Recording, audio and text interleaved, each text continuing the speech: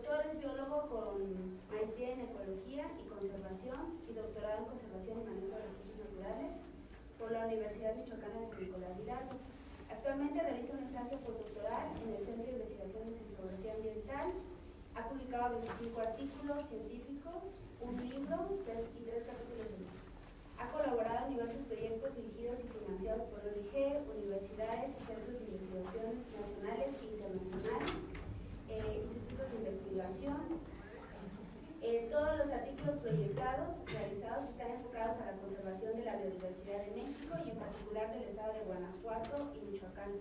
Actualmente es miembro del Sistema Nacional de Investigadores nivel 1. Pues le damos la bienvenida.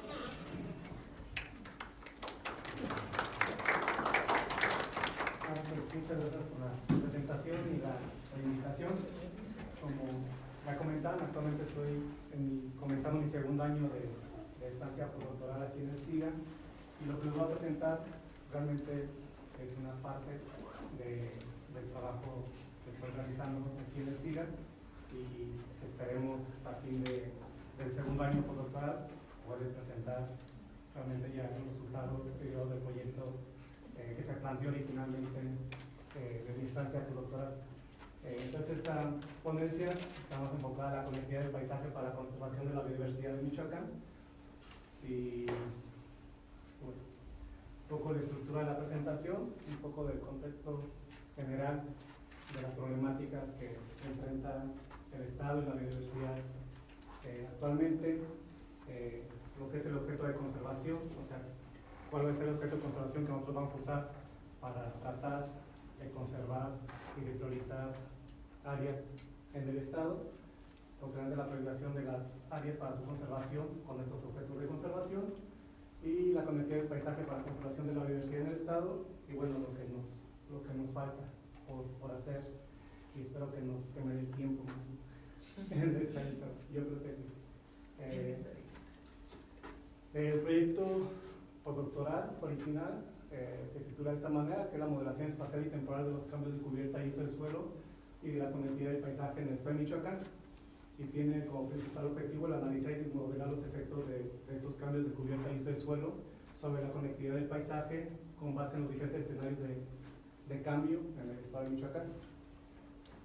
En este sentido, los cambios de cubierta y uso del suelo o estos procesos de cambio tienen un gran impacto sobre los atributos ambientales y los ecosistemas, incluyendo la calidad y la cantidad de los recursos, la disponibilidad del agua, suelo y aire. Sin embargo, estos procesos de cambio también tienen un gran impacto sobre la biodiversidad.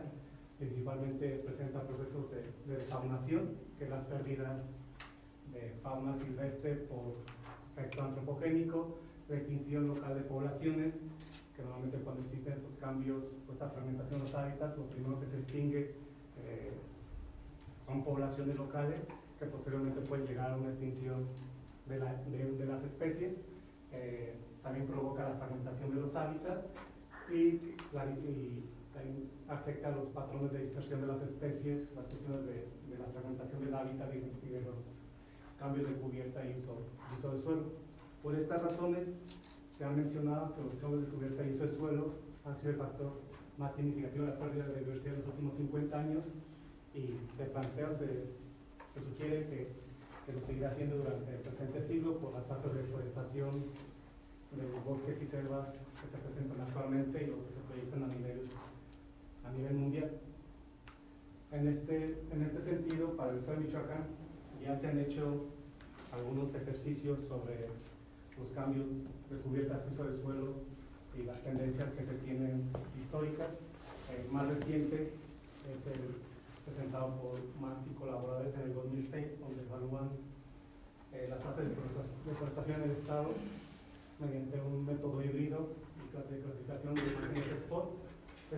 Este artículo o este trabajo da resultados pues bastante interesantes con respecto a estos patrones de cambio, donde se observa que la deforestación en el estado de Michoacán es diferencial. ¿Qué quiere decir esto? Que a nivel regional o local, los patrones o las fuerzas que provocan estos cambios en la vegetación o estos cambios estas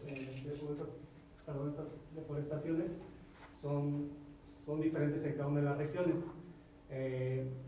A pesar de que la tendencia que se observó en este trabajo es que las tasas de deforestación han disminuido entre el 2007 y 2014 con respecto a 2004 y 2007 para la deforestación de los bosques templados y los bosques tropicales. Sin embargo, se observan dos procesos interesantes de deforestación actualmente. Uno es aquí en la meseta purépecha, por la cuestión del aguacate y el cambio de uso de suelo ilegal para el cultivo de aguacate, y otro proceso importante de deforestación es en la región de la Sierra Madre del Sur y la costa principalmente, por la transformación de las selvas a pastizales para cuestiones de ganadería, hacer potrero. Entonces, estos son los principales problemas que afecta actualmente el estado de Michoacán con respecto a la deforestación, que si bien la tendencia es que va disminuyendo, existen algunos focos rojos en algunas regiones del estado. Y con respecto a la conectividad, un trabajo que me parece muy interesante es el de Correa y colaboradores del 2006, donde hacen una revisión de los estudios de conectividad de hábitat para la conservación de la biodiversidad, donde dentro de sus conclusiones de este artículo, y después de una revisión muy extensa de cientos de trabajos de conectividad del hábitat para la conservación de la biodiversidad en todo el mundo, encuentran que estos modelos de conectividad deberían de ir hacia plantear escenarios ante los cambios de cubierta y uso de suelo, ya que muchas veces se plantean modelos de conectividad del paisaje en escenarios actuales o incluso en escenarios de cambio climático, cómo se van a ver modificados estos corredores o estas áreas de conectividad. Sin embargo, son pocos los trabajos que han explorado cómo se verían afectadas la conectividad ante escenarios de cambio, cubiertas y uso de suelo. Y esto es importante cuando trabajamos con especies, en este caso como los felinos, donde seguramente la fragmentación de los hábitats tiene un impacto más severo en sus desplazamientos, en su movilidad, que si aumenta medio grado o un grado centígrado en relación al cambio climático. Normalmente los impactos o los efectos para estas especies son más inmediatas, si tumban una selva o si ponen una carretera. Entonces es por eso que nosotros intentamos evaluar la conectividad del paisaje ante escenarios de cambio de cubiertas y uso de suelo, ¿no? A partir de esta revisión que hizo Correa y que plantea como estas recomendaciones de hacia dónde tendrían que ir este tipo de trabajos. Pero bueno, ¿qué es la conectividad del paisaje? De acuerdo a Taylor en el 93, es el grado en el cual el paisaje facilita o dificulta el flujo de energía, materiales, nutrientes, especies y gente a través de un paisaje. Y dentro de la conectividad puede haber la conectividad estructural, que es el grado de continuidad de los parches en el espacio, donde fragmentos más aislados pues está asociada a una menor conectividad, y la conectividad funcional, que es el grado de afectación de desplazamiento de los organismos entre los parches del hábitat, ¿no? Entonces, en este trabajo lo primero que hicimos fue evaluar la conectividad estructural para posteriormente, y espero a fin del segundo año del doctorado, ya tener la conectividad funcional y los escenarios ante cambio de cubiertas y uso del suelo. Y bueno, nosotros elegimos trabajar este proyecto aquí en el estado de Michoacán. Uno, bueno, por tres razones principales. Uno, porque ya existían los mapas de cambio de cubiertas y uso del suelo generados por el doctor Mas y colaboradores de 2005, de 2007 y de 2014, con el cual podemos hacer escenarios actuales y futuros. Y otra de las razones es porque el estado de Michoacán es uno de los estados de mayor biodiversidad a nivel nacional, y también desde mi experiencia en la licenciatura, la maestría y el doctorado, hemos podido generar una cantidad importante de información de biodiversidad en el estado de Michoacán. Entonces consideramos que teníamos los insumos básicos para poder hacer este proyecto. El estado de Michoacán, ya les comentaba, es el quinto estado con mayor biodiversidad, más de 9,000 especies de diferentes grupos de mamíferos, plantas, aves, peces, y bueno, diferentes grupos de plantas, y también hay un porcentaje importante de especies que son endémicas. Y dentro de esta gran diversidad, y durante mi formación académica de la licenciatura, desde el 2003 hasta el 2019, todavía hemos podido documentar una gran cantidad de biodiversidad en el estado de Michoacán. En los trabajos que realicé en la Universidad de Michoacán, en el Laboratorio de Vertebrados Terrestres Prioritarios de la Facultad de Biología, tenemos actualmente una base de datos de más de 18,000 registros de aves y mamíferos y reptiles para el estado de Michoacán que hemos podido generar, y que pues es la materia base para poder priorizar áreas de conservación y poder identificar áreas de importancia de biodiversidad en el estado de Michoacán. Es por esto que bueno, nosotros elegimos como objeto de conservación a los mamíferos, porque sabemos que difícilmente uno puede conservar todo, puede conservar grandes extensiones o puede proponer extensiones muy grandes para conservar la biodiversidad. Necesitamos tener un objeto de conservación el cual nos permita poder conservar pues mayor cantidad de especies y una biodiversidad más alta. Entonces nosotros elegimos en este caso los mamíferos por diferentes razones. A nivel mundial se estima que el 21% de las especies de mamíferos presenta algún grado de riesgo de extinción. En el mundo existen aproximadamente 5,100 especies de mamíferos, en México como 520, y el 21% de estas especies a nivel mundial se encuentran al borde de la extinción. Algunos ejemplos de algunas especies que ya se han extinto en el mundo, otras que están a punto de desaparecer y otras como que sigue la tendencia hacia esos procesos de extinción. Sin embargo, dentro de los mamíferos pues existe un grupo particularmente interesante que son los carnívoros, que tienen efectos negativos en la estructura y función de los ecosistemas. El hecho de que se pierdan en un ecosistema porque son los depredadores tope, porque mantienen las poblaciones de herbívoros en buenas condiciones y en niveles moderadamente bajos, y además son especies que son más susceptibles a la extinción debido a cuestiones de su biología, como tasas de reproducción mucho más bajas que un ratón o otros grupos de vertebrados, y también amenazas antropogénicas, como en el caso de la fragmentación de los hábitats y la deforestación. Y dentro del grupo de los carnívoros, particularmente hay un grupo con el cual yo trabajo más, y que es el objeto realmente de conservación que vamos a utilizar, que son los felinos silvestres.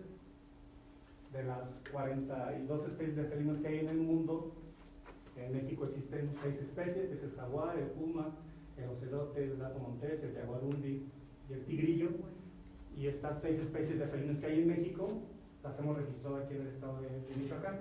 Las 6 especies de felinos están aquí. ¿Y por qué elegimos estas especies de este grupo de mamíferos y carnívoros?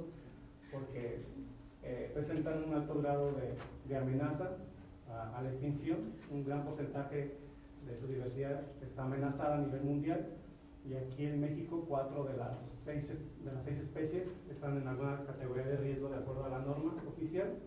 Además son especies indicadoras de la calidad de los ecosistemas. Se ha mencionado mucho esto. Normalmente para que un jaguar esté presente se necesita que el ecosistema esté en buenas condiciones, que tenga porcentajes de cobertura elevados y presas potenciales también disponibles, y se ha considerado como especie sombrilla, ¿no? Al conservar estos grupos de especies o estas especies, pues estás conservando ecosistemas completos y estás conservando una gran cantidad de biodiversidad.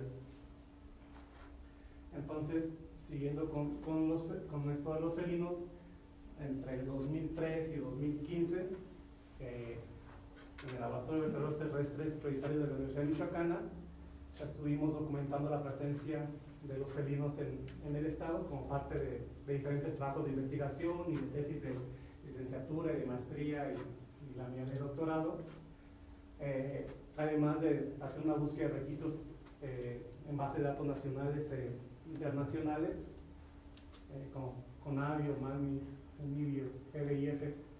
Entonces, a partir de estos muestreos que tenían básicamente como principal método las cámaras trampa, colocar cámaras fotográficas en el cerro para fotografiar las especies, pero también hacemos recorridos para buscar rastros o mediante métodos indirectos como huellas, excretas y algunas entrevistas, pues hicimos mucho trabajo de campo en un periodo pues, bastante largo y que a la fecha se mantienen estos monitoreos.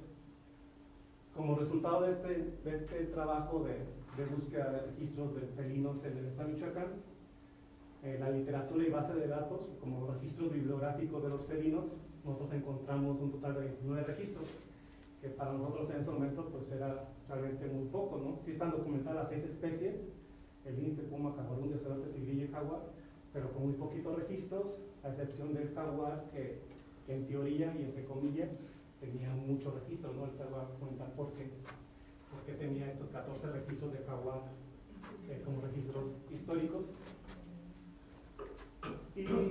Y a partir del trabajo de campo que nosotros hicimos en más de 10 años, pasamos de tener 29 registros de felinos a tener 672 registros de felinos, de las 10 especies de felinos para el estado de Michoacán, o sea, un brinco descomunal en el conocimiento de los felinos en el estado, ¿no?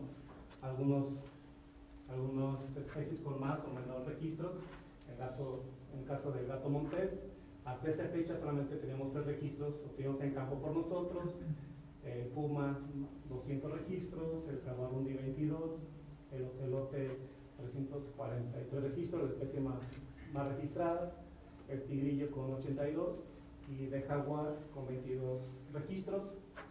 Algunos municipios del estado con mayor cantidad de registros, y esto está en función lógicamente del esfuerzo de muestreo, ¿no? Nosotros no pudimos muestrear todo el estado ni con la misma intensidad ni todas las regiones, ¿no? Entonces había algunas zonas en las cuales nosotros muestreábamos más y por eso es esta mayor cantidad de registros, pero más o menos un panorama general. Juntando los registros tanto obtenidos en campo por nosotros como los de literatura, teníamos 701 registros de felinos para el estado de Michoacán, de los cuales solamente 44 estaban dentro de alguna área natural protegida. Realmente muy poquito de los registros que nosotros encontramos están dentro de alguna área natural protegida, la mayoría están en la zona de Cicuirán y Infiernillo, y más o menos así veíamos la distribución observada de los felinos en el estado después del trabajo de campo. En el caso del gato montés, los círculos en blanco son los obtenidos por nosotros y las cruces los registros bibliográficos. Actualmente ya hay mucho más registros de gato montés en toda esta zona por esfuerzos de muestreo que se han hecho con algunos estudiantes de licenciatura que han llegado. Los que están trabajando en esta zona de la meseta purépecha y todo esto, y ya han tenido muchos registros de gato montés en los últimos 2 años. En el caso del puma, una especie mucho más de afinidad tropical, con algunos registros en las zonas templadas. En el caso del jaguarundi, también más hacia la Sierra Madre Sur y la costa. En el caso del ocelote, a lo largo de toda la costa y la región como del Balsas. El tigrillo o margay, solamente los registros históricos pues eran muy poquitos y nosotros logramos incrementar esto. Y en el caso del jaguar, pues estos son los registros históricos, pero ya cuando uno revisaba estos registros históricos, pues correspondían a registros como anecdóticos, de que no, pues mi abuelito vio uno, y que fulanito cazó uno en tal lugar y ahí está la piel, pero no se sabe realmente la procedencia. O cuando uno ponía las coordenadas, pues caían en las plazas municipales de Palcomán o de Arteaga. Entonces realmente no eran registros tan confiables como los que nosotros tuvimos mediante fotografías, ¿no? Y que documentamos por primera vez la presencia de ejemplares vivos en el estado de Michoacán en el año 2010.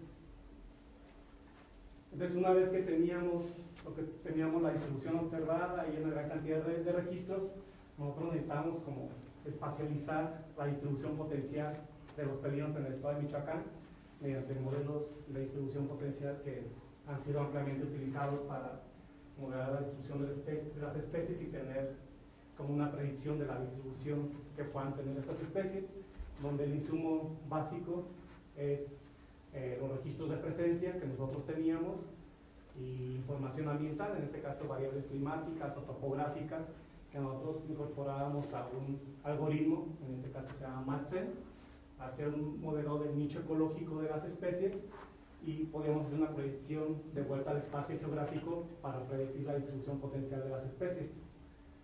Entonces nosotros, utilizando los datos de presencia de las 6 especies de felinos que hay en el continente y modelando su distribución, reproyectamos esa distribución potencial de estas especies para el centro occidente de México. Entonces ya teníamos no solamente puntos de presencia, sino ya mapas de probabilidad de presencia de estas especies en todo el centro occidente de México, ¿no? Donde las áreas en verde son áreas que tienen mayor probabilidad de presentar condiciones, en este caso climáticas o topográficas, aptas para que la especie esté presente, solamente para que esté presente. Entonces los valores van normalmente de 0 a 1, entre más cercano a 1 hay mayor probabilidad de que la especie, o que las condiciones estén presentes para que la especie pueda habitar ahí. Esto lo hicimos para las diferentes especies, el lince, que es más de afinidad templada, de los bosques templados y que no tenemos registros en toda esta zona, el ocelote, el puma, el tigrillo, y en el caso del jaguar, que está asociado más a las zonas tropicales del estado y de la vertiente del Pacífico. Pero el hecho de nosotros priorizar áreas de conservación, utilizando solamente como datos de presencia y ausencia, pues a lo mejor era un poco limitado. Entonces lo que nosotros hicimos es que con nuestros datos de las cámaras trampa, que teníamos datos de abundancia, lo que intentamos hacer fue correlacionar estos valores de probabilidad con nuestros valores de abundancia de felinos que habíamos generado en este periodo de más de 10 años, para tener mapas no solamente de presencia, sino de abundancias potenciales. Entonces las áreas en verde son áreas donde potencialmente pudieran encontrarse las abundancias más altas de estas especies. Entonces, si nosotros queremos priorizar áreas de conservación, pues vamos a identificar las áreas no solamente donde están, sino donde están las poblaciones más grandes y donde, en teoría, si están las poblaciones más grandes potencialmente, están las condiciones del hábitat y los ecosistemas en mejores condiciones que permiten que existan estas abundancias. En este sentido, generamos estos modelos de abundancias potenciales, del puma, del tigrillo, de agualundi, en caso del jaguar también. Estos puntos son los donde nosotros hicimos muestreos con cámaras trampa, y entre más grande el círculo, encontramos una abundancia más alta del jaguar, ¿no? Entonces, jaguar solamente hemos encontrado en esta zona, y bueno, recientemente en esta zona del estado de Michoacán. Pero bueno, son mapas de abundancias potenciales. Y es un poco lo que les comentaba. ¿Para qué modelar abundancias potenciales? Pues uno es para priorizar los sitios de conservación. O sea, si nosotros vamos a elegir entre áreas donde sabemos que hay, donde puede estar o no puede estar una especie, o áreas donde hay muchos o hay pocos, pues preferimos elegir las áreas donde hay muchos, ¿no? Donde solamente nos da si hay poquitos o si está presente o está ausente. Establecer la conectividad de estas áreas de mayor abundancia y posteriormente pues poder establecer corredores biológicos entre estas áreas de mayor abundancia de los felinos. Y bueno, ya tenemos nuestro objeto de conservación, en este caso que son los felinos, y ya tenemos nuestras áreas de importancia, que son las áreas de mayor abundancia potencial de los felinos. Y ahora, ¿qué sigue? Y aquí lo que estaba haciendo en la parte del postdoc, pues es evaluar los cambios de cubierta y uso del suelo y la conectividad estructural, en este caso, a nivel espacial y temporalmente. Entonces, usando las capas de cubierta y uso del suelo generadas por MAS y colaboradores en el 2016 o 2016. Este es el mapa del 2004, este es el mapa del 2007 y este es el 2014. Aparentemente, pues no se observan grandes cambios, ¿no? Aunque se ven ahí algunos movimientos espaciales. De las 23 categorías que tenía originalmente este mapa, se hizo una reclasificación solamente a 7 categorías, reclasificando a todos los bosques templados, los bosques mesófilos, los bosques de pino encino, de encino, primarios y secundarios en bosques, y lo mismo con las selvas bajas y selvas medianas, ya sean primarias o secundarias, se reclasificó solamente en selvas. Y las otras categorías, bueno, y en esta de otros tipos, pues están los cuerpos de agua, y están los asentamientos humanos y las áreas sin vegetación aparente.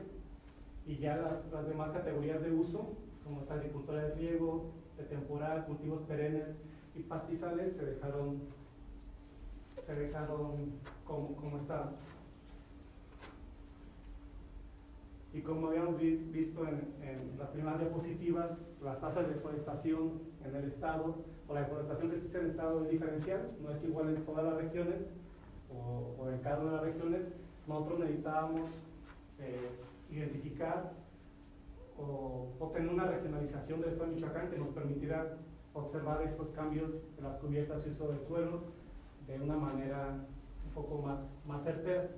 Y para eso nosotros usamos la regionalización propuesta por Maya y Boyo del 2016, que es una regionalización físico-geográfica que consideramos, que bueno, yo cuando la leí, cuando vi el trabajo, considero que realmente fue un trabajo muy interesante, que sí define realmente las regiones que existen en el estado a partir de características físicas del terreno, ¿no? Y esta regionalización son las subprovincias que ellos proponen, que existen 7 en el estado de Michoacán, que es la depresión de Chapala, las sierras y bajíos de Michoacán, la región de Micumbres, la depresión del Balsas, la zona neovolcánica Tarasca, la cordillera del sur, o la que viene siendo como la parte de la Sierra Madre del Sur, y la región de la costa. Entonces, a partir de estos mapas y de esta regionalización, nosotros evaluamos los cambios de cubierta y uso del suelo para los periodos 2004, 2007 y 2014 para ver si había diferencias en las tasas de deforestación, solamente, bueno, considerando las subprovincias. Y bueno, considerando la fórmula de la FAO de la tasa de deforestación, nosotros hicimos para cada una de las regiones, si bien las tasas de deforestación son muy pequeñitas, se observa realmente que no son iguales entre cada una de las subprovincias. Pero ya si lo pasamos a cuantificación de hectáreas realmente perdidas por año de los periodos del 2004 a 2007 y de 2007 a 2014 para las selvas y los bosques, pues ya podemos observar un poquito más de algunos patrones interesantes. En la región de neovolcánica Tarasca, que es toda la zona aguacatera de la estado de Michoacán, pues vemos tasas o pérdidas de hectáreas de bosque muy altas, y que se ha incrementado del 2007 a 2014, y la región de la costa o la cordillera sur, donde la transformación de las selvas por potreros se ha incrementado, se observa aquí la pérdida en hectáreas anuales, ¿no?, para los diferentes periodos, donde podemos ver hasta más de 2.000 hectáreas de selvas perdidas en esta región de la cordillera costera sur y en la costa del estado de Michoacán, ¿no? Hay algunas regiones, como la región de las sierras y bajíos michoacanos, que es el bajío norte del estado, y la depresión de Chapala, donde la pérdida de selvas o de bosques ha sido realmente muy poquita, pero no quiere decir porque no se esté deforestando, sino porque ya hay muy poquita disponibilidad de qué talar, ¿no? O sea, ya los bosques y las selvas del norte del estado pues han quedado reducidas a cerros muy particulares, donde la agricultura del riego, la temporal, pues realmente no reditúa, ¿no? Entonces no quiere decir que no exista una deforestación en esta zona, más bien que pues ya no hay nada o queda poco que talar, ¿no?, que deforestar, y seguramente lo que está, pues es lo que está siendo protegido, o se me pasó a poner la capa de las áreas estatales, las áreas naturales estatales, ¿no?, para ver si había algunas en esta zona. Y una vez evaluado y visto que sí había una deforestación como diferencial entre cada una de las provincias, evaluamos la conectividad a nivel estructural del paisaje para cada una de las 7 subprovincias, utilizando métricas de paisaje con FragStat. Estas métricas, realmente este programa tiene una cantidad impresionante de métricas del paisaje muy grande, que muchas veces para uno es bien difícil de interpretar, ¿no? Saber qué significa cada métrica que nos arroja de la conectividad estructural. Fue lo que hicimos, y a partir de una revisión bibliográfica, como identifiqué las más importantes, las métricas más importantes, que nos permite realmente ver cómo está la estructura, la conectividad a nivel estructural del paisaje, ¿no? Entonces, que es el área total, el área total de la zona o de la cubierta, perdón, el porcentaje de paisaje, el número de parches, la densidad de parches, el número de parches por cada 100 hectáreas, el índice del fragmento más grande, es decir, el fragmento más grande de un tipo de cubierta, qué porcentaje representa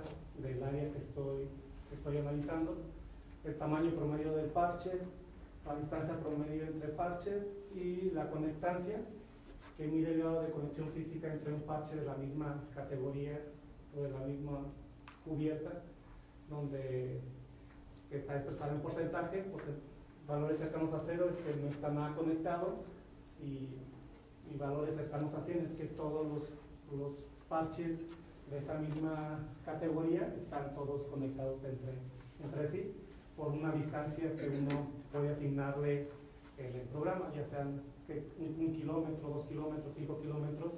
En este caso nosotros pusimos que estuviera mínimo 1 kilómetro de separación para ver el grado de conectancia que había entre un fragmento o un parche de la misma categoría. Y yo hablando de esta conectividad a nivel estructural, a nivel subprovincia,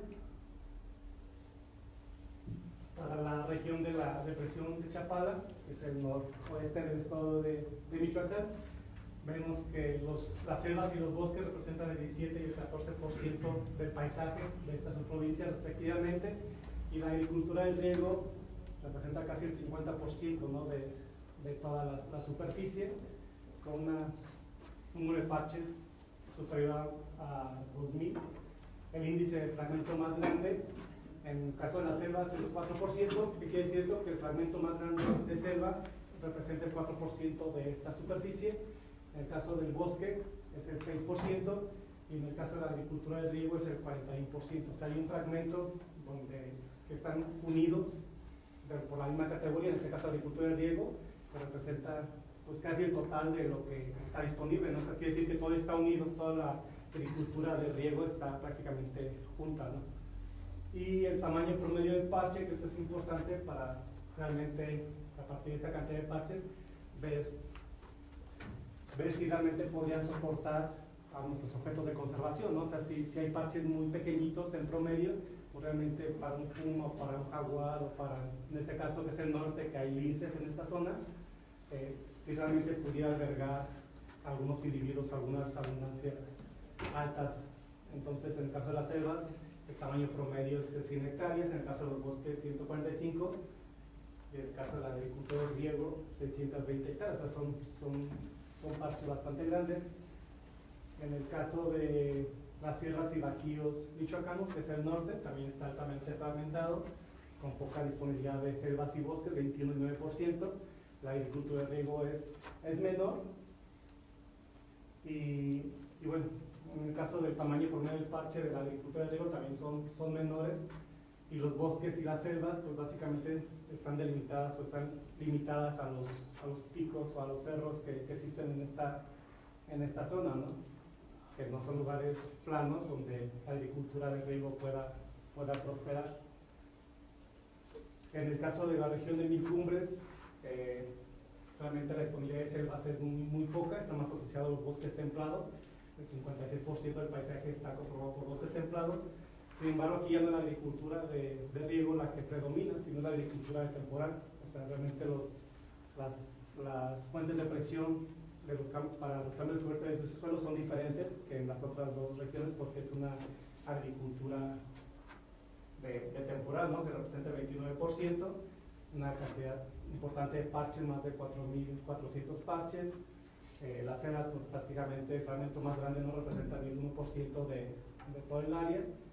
El fragmento más grande del bosque, pues sí, el 41%, y el fragmento más grande de agricultura temporal, el 9% de la superficie. Con tamaño promedio de parche de selvas muy pequeñitos, de 19 hectáreas, y del bosque pues ya mucho más grande, ¿no? Por la disponibilidad de este hábitat que hay en esta región. En el caso de la región de Neovolcánica Tarasca, donde está asociado toda la cuestión de cultivo de aguacate, el porcentaje de bosques que tiene esta región es del 42% y solamente el 6% aproximadamente de bosques o de selvas. Y a diferencia de las otras tres, que eran las agriculturas de temporal y de riego, aquí lo que predomina es el cultivo perenne, en este caso los aguacates. Entonces, las fuentes de presión para la deforestación deben de ser diferentes a las otras tres regiones, ¿no? Con una cantidad importante de parches. En la selva, el fragmento más grande de selva es de 1% y los bosques 22%, y el cultivo perenne pues es casi el 10%, ¿no? El fragmento más grande. Y la que sigue es la depresión del Balsas, que es esta porción como en el este del estado de Michoacán, donde el paisaje que predomina es la selva con casi el 68%, y los bosques, en el caso de los bosques tenemos el 15%, y a diferencia de las otras cuatro, donde el uso de suelo es importante, aquí lo que predomina son los pastizales. No hay tanta agricultura de riego, ni de temporal, ni de cultivos perennes, sino los pastizales, la transformación de las selvas a potreros para meter ganado, donde también las fuentes de presión deben ser muy diferentes a las anteriores. Sin embargo, aquí los tamaños de promedio de parche de los pastizales pues son mucho menores, ¿no? Son de 40, normalmente la gente desmonta las selvas, pero en porciones muy pequeñitas y normalmente las van aislando, las van rotando o van deforestando en pedazos muy pequeñitos, ¿no? Por eso es que el tamaño promedio de parche es pequeñito con respecto en el caso de la selva, ¿no? que es muy alto. En la cordillera costera sur, que realmente era su provincia más grande que tiene el estado, de acuerdo a esta regionalización que nosotros consideramos, casi el 75% de este paisaje está conformado por selvas y bosques, o sea, por selvas el 50% y bosques el 25%, y al igual que en la región del Balsas, el uso del suelo más dominante es la zona de pastizal, que también es para la cuestión de la ganadería. Y bueno, también fragmentos, el tamaño promedio del parche de los pastizales también tienden a ser muy pequeñitos con respecto a lo que se encuentra de bosques y de selvas. Y por último, la región de la costa del estado de Michoacán, también el 65% representa selvas, el 8% bosques y el 12% es un porcentaje mucho más alto, representa los pastizales, ¿no? Que es donde más fuerte se da la deforestación de las selvas para el cambio a potreros para el ganado. Y aquí ya los tamaño promedio del parche de los pastizales ya son más grandes con respecto a lo que encontramos aquí en esta zona o en el Balsas, y tiene que ver también con la topografía, ¿no? Normalmente aquí la planicie tiene que ser lugares un poco más planos, donde les permite, o sin tanta pendiente, que les permite deforestar áreas más grandes para transformarlas a pastizales. Y bueno, ¿qué nos falta? Pues nos falta evaluar estos cambios de cubierta hacia ese suelo en escenarios futuros, o sea, para cada una de las subprovincias, ante escenarios climáticos o ante escenarios de políticas públicas. Ahora con lo que el nuevo gobierno de Sembrando Vida, este tipo de programas que no sabemos realmente el impacto que va a tener en los ecosistemas, habrá que hacer escenarios tendenciales, tanto optimistas como pesimistas, tomando en cuenta este tipo de políticas públicas que de alguna manera tendrán un impacto, ¿no? Y que ya se está llevando a cabo en otros estados y que el siguiente año se va a comenzar a implementar en el estado de Michoacán. Entonces habrá que ver de qué manera podría impactar. Y esto de los escenarios climáticos es algo que hice durante el primer año del postdoctorado y que presenté en el primer seminario a principios de año, donde nosotros modelamos la distribución potencial de los cultivos de aguacate a nivel nacional y el impacto que estos que estas áreas podrían tener en el ecosistema ante escenarios de cambio climático. Entonces este es nuestro mapa de distribución potencial actual de los cultivos de aguacate HAS para México, y lo que hicimos pues fue generar escenarios de cambio climático a partir de diferentes modelos de circulación global que existen para el estado de Michoacán y el impacto que podría tener. Entonces, lo que está aquí, los RCP son los diferentes escenarios, unos más optimistas, unos moderados, y el RCP 8.5 los más pesimistas con respecto al cambio climático. Y podríamos observar que del 1 al 10 son los 10 modelos de situación global que nosotros usamos para modelar la distribución potencial de los cultivos de aguacate, y observamos que las áreas aptas para el establecimiento de este cultivo iban a ir creciendo para el año 2050, si consideramos alguno u otro escenario, ¿no? Pero normalmente en los 3 escenarios de cambio climático, la tendencia es que las áreas óptimas para establecer cultivos de aguacate iban a disminuir, y las áreas óptimas iban a estar más asociadas a elevaciones más altas, como puede ser la zona de la Monarca, este tipo de zonas que actualmente por el clima que presentan no son altas, pero en el 2050, entre los escenarios de cambio climático, se vuelven estas zonas más aptas para establecer un cultivo de aguacate, ¿no? Y más si el gobernador abre la exportación de aguacates de esa región a Estados Unidos, pues la gente está empezando a cambiar o hacer la conversión de los cultivos de aguacate en esta zona, ¿no? Y lo que nos falta por hacer, pues es, una vez teniendo estos escenarios futuros de cambio y comunicación del suelo, pues evaluar la conectividad ante estos escenarios de las áreas de mayor abundancia de los felinos silvestres en el estado de Michoacán, para poder realmente priorizar áreas de conservación y establecer corredores biológicos que nos permita conservar no solamente a los felinos, sino ecosistemas completos y una gran cantidad de biodiversidad, ¿no? que presenta el estado de Michoacán. Y bueno, por mi parte es todo. No tengo nada de idea. Así empecé yo soñando en encontrar al jaguar hace mucho, y ya lo encontré.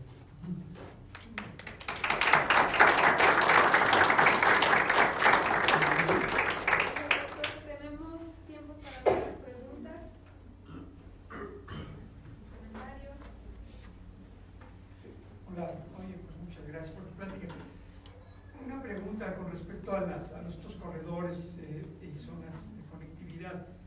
Las zonas riparias se han manejado como posibles mecanismos de conectividad, ¿no? Entonces, yo trabajo en Chamel, en la costa de Jalisco, y lo que entiendo es que los jaguares durante la época seca suben hacia la parte alta. O sea, como que tu regionalización está basada en planos altitudinales, como las zonas altas, las zonas planas, la costa, etc. Pero no veo una regionalización con base, por ejemplo, en cuencas, que se vean grandes ríos cuyas zonas riparias pueden conectar zonas muy distantes, ríos caudalosos, digamos así. Entonces yo no sé si has pensado en incorporar algún elemento que sabes sobre... Claro, estos animales se mueven, entonces, digamos, pueden cruzarse de una cuenca a otra, cosas de este estilo, ¿no? Pero me imagino que puede ser interesante tratar de ver el impacto de las zonas riparias. No sé si te has relacionado por ahí o... Sí, o sea, tiene razón con respecto a que cuando las zonas riparias sirven mucho sobre todo para los felinos, para moverse de un sitio a otro. Esta regionalización realmente es, incluso se acaba de publicar el libro que se derivó de esa tesis de doctorado de la regionalización, donde sí consideran todos estos aspectos geomorfológicos, incluyendo las cuencas, incluyendo los ríos. O sea, ellos lo que hicieron es como una regionalización como las monitas de truzas, que una va agregando a otra. Entonces tienen provincias, tienen subprovincias, tienen distritos, y cada vez se va haciendo más pequeña con atributos del paisaje como únicos que dan como pie a que sea esa regionalización. Entonces nosotros tomamos la de las subprovincias porque consideramos que es la que puede representar en mayor medida como las condiciones, las que en el caso de los felinos diferenciar como una zona de otra. En el caso posible del jaguar, seguramente está asociado a la región de la costa, a la de las montañas de la región costera, que es la Sierra Madre del Sur, y a la de Balsas, pero ya difícilmente va a estar en la zona volcánica Tarasca o en los bajíos, ese tipo de cosas. Entonces, ya al momento de hacer la conectividad de los hábitats, pues no vamos a tener como esas barreras realmente de sus provincias, o sea, vamos a modelarlo donde potencialmente la especie puede estar, independientemente en qué provincia o subprovincia esté, sí va a ser un mapa mucho más, sin esas como barreras artificiales que yo ahorita puse los mapas, simplemente era para poder identificar esos procesos o esos patrones de cambio de cubiertas del suelo y darnos cuenta de que los procesos ocurren de manera diferencial, que en cada región ocurren de manera distinta y obedece a presiones diferentes, ¿no? Que nos va a permitir realmente tener un escenario más completo, que si solamente agarramos todo esto en Michoacán y hacemos proyecciones de cambio de cubiertas del suelo en el futuro, pero con los mismos parámetros para todo el estado de Michoacán, pues sabemos que no es así, ¿no? Que está como más regionalizado la forma en la que hacen uso, hacen el uso del suelo. No sé si. Gracias, Pipo, por la plática. Oye, decías que, bueno, y siempre ha sido algo que veo muy, cuando hago lectura de cuando uno usa métricas, es que la selección de ciertos valores, ¿no? Dijiste que usabas 1 kilómetro para la conectancia, ¿no? Entonces, cuando veo esos valores en los artículos, siempre me causa la curiosidad saber en qué se basa, ¿sí? ¿En qué lo usas? Yo realmente lo de kilómetro para probar, ¿no? ¿Qué pasaba con 1 kilómetro? Pero realmente ni siquiera presenté esos datos en cada una de las regiones, esa métrica en particular, porque realmente no hay una diferencia, ¿no? Porque 1 kilómetro pues puede ser muy poco, puede ser mucho, ¿no? Dependiendo. Entonces, tengo que rehacer sobre todo esa métrica, ya considerando más los patrones de dispersión y de movimiento de mis objetos de conservación, que son los felinos, ¿no? Entonces, ver a partir de las distancias máximas de desplazamiento que se ha documentado y que tenemos evidencia de eso de los felinos, o realmente tener un criterio más biológico para nuestros objetos de conservación, de definir realmente lo que está conectado y no está conectado en este caso para los felinos, ¿no? Nada más que en ese momento yo estaba haciendo como pruebas a partir de diferentes artículos, vi que todo el mundo usaba 1 kilómetro, pero pasa eso que tú dices, ¿no? Muchos solamente evalúan la conectividad estructural, hay otros que sí pasan a la conectividad funcional y donde utilizan ya más bien características de las especies, ¿no? Para definir estos parámetros o estas métricas. Entonces seguramente voy a tener que cambiar ese valor en esa métrica para realmente observar si hay diferencias en la conectancia entre cada una de las provincias, que con 1 kilómetro no me dio, ¿no? O sea, está como todo igual, todo muy cercano a cero. Por eso ni siquiera presenté como esa métrica, porque no tenía caso presentar valores pues, que parece que estaban todos iguales.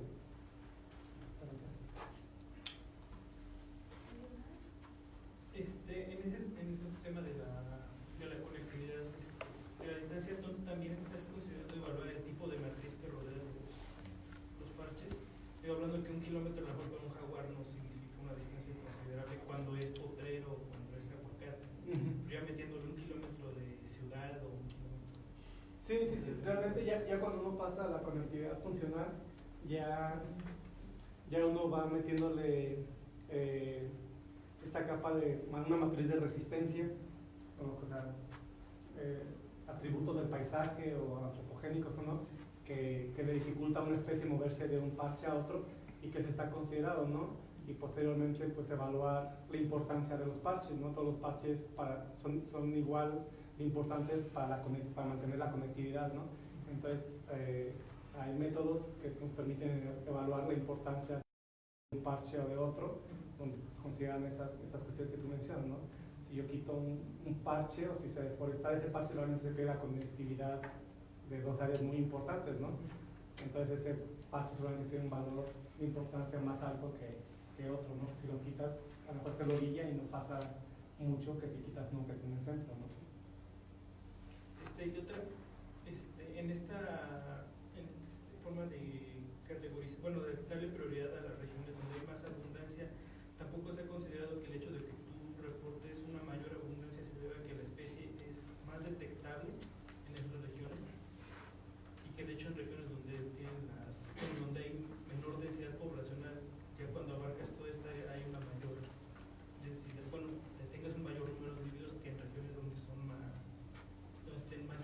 más concentrados.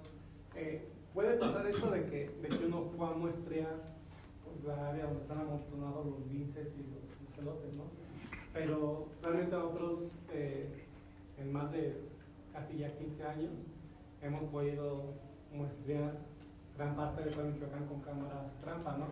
Y sí nos permite identificar como esos sitios donde los ecosistemas o el hábitat realmente tienen buen estado de conservación y normalmente encontramos más abundancia de felinos en esas áreas que en otras que está más fragmentado o que pasa, ¿no? Pero sí puede, o sea, si yo nada más hubiera mostrado por un año o 2 años y yo le hubiera atinado a muestrear el área donde están concentrados, pues a lo mejor no hubiera dado como la información tan precisa, pero como hemos podido muestrear de 10 años en diferentes regiones de Michoacán, pues sí podemos observar estos cambios, ¿no?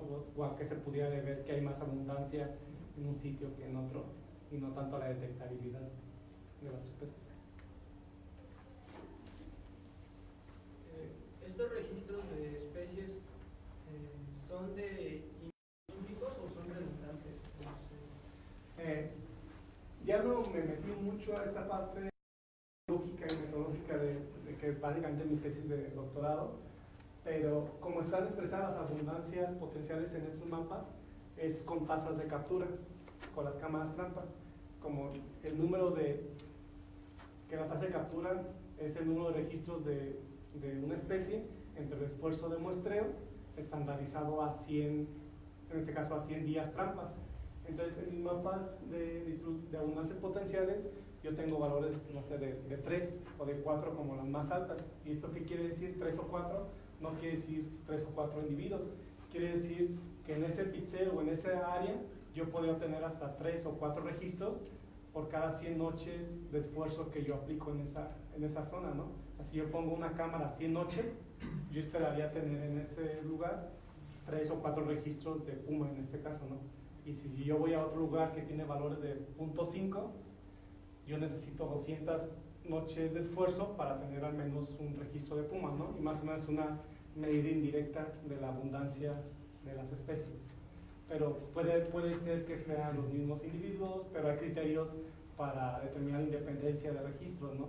Como, o sea, si tengo fotografías de la misma especie en un lapso menor a 24 horas, pues lo considero solamente como un registro independiente. Si ya pasaron 24 horas, lo considero como un nuevo registro independiente, sobre todo con los felinos que no tienen un patrón de manchas en los que yo puedo identificar si es el mismo o es diferente individuo, ¿no?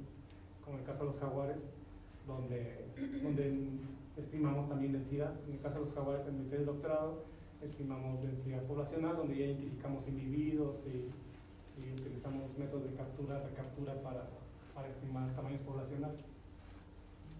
En el caso del análisis de conectividad, ¿planeas utilizar, has considerado utilizar la calidad de los parches, como el tamaño de los bordes o pues sí se considera el tamaño la calidad de eso con respecto al tamaño, con respecto a lo que decía, qué es lo que está asociado alrededor de un parche. No es lo mismo que esté una ciudad a que esté un pastizal por un potrero o algo así, ¿no? Entonces todas esas métricas como tal del paisaje se tienen que meter en la matriz de resistencia que se va a incorporar para la conectividad.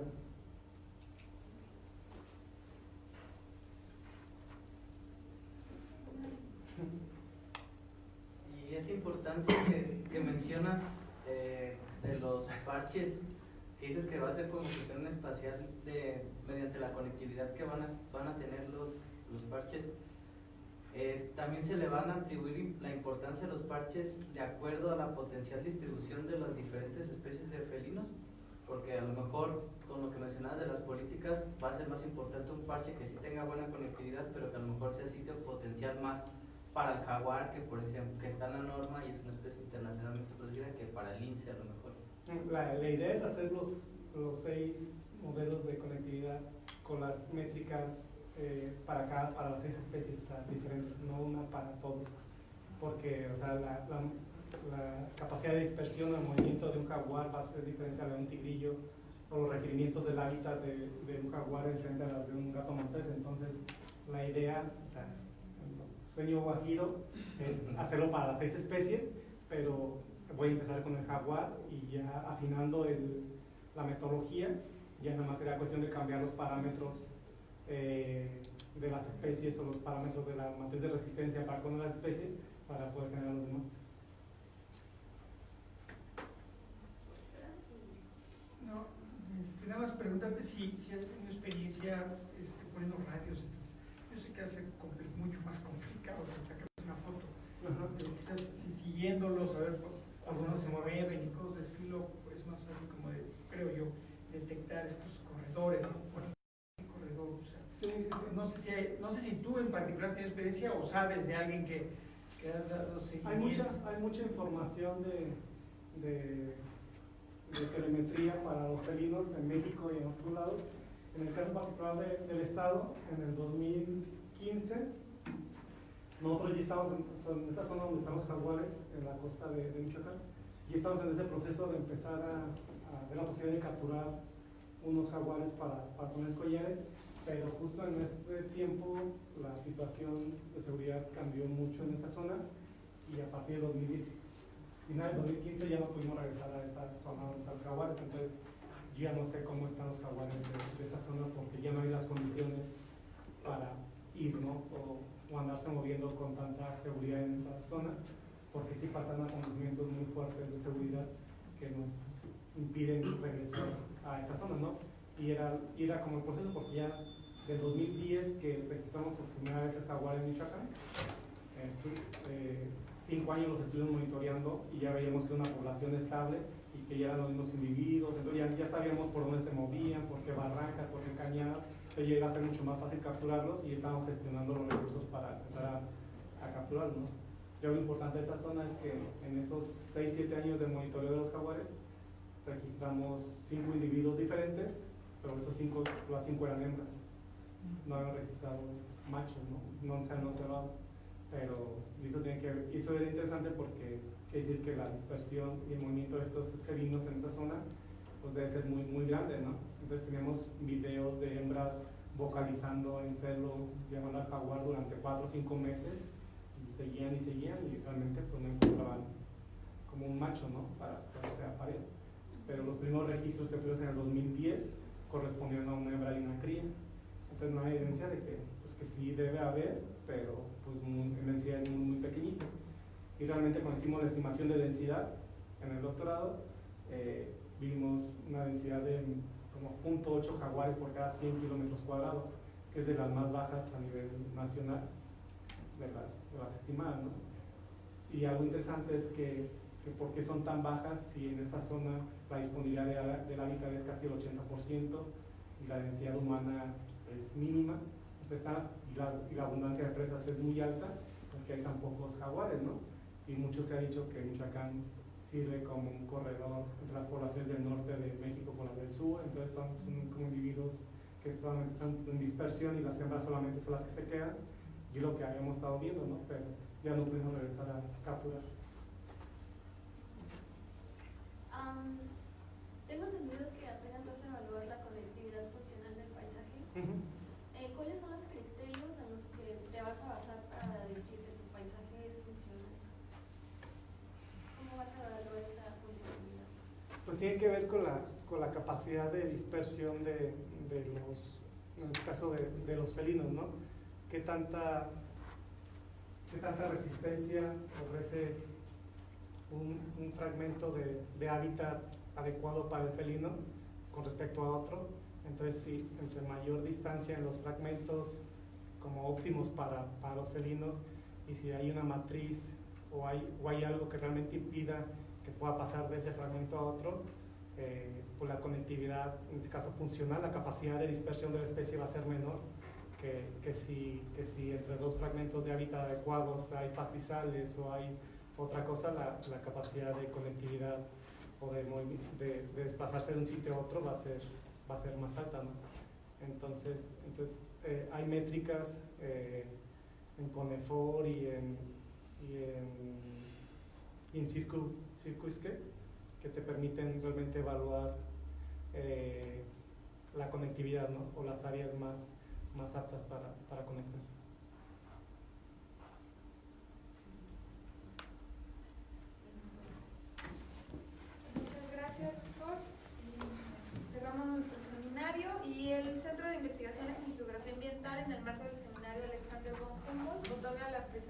importancia a Juan Felipe Charro Medellín por su participación en el seminario con la conferencia Conectividad del Paisaje para la Conservación de la Biodiversidad en Michoacán, impartida en Morelia, Michoacán, el 5 de noviembre de 2019. Firma el director, doctor José Antonio Vieira Medrano.